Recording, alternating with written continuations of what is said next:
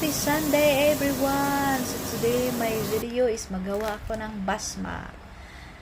Basma is beans at saka carrots. So matawag na to siya frozen vegetable. So dili siya healthy ka frozen na. So muna itong ingredients. Lot of onion and 2 cloves of garlic. So muna ang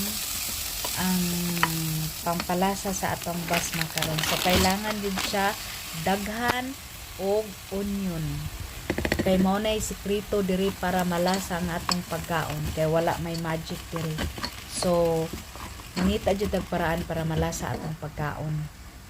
Maski naka-frozen pa siya guys, pwede na siya ibutang.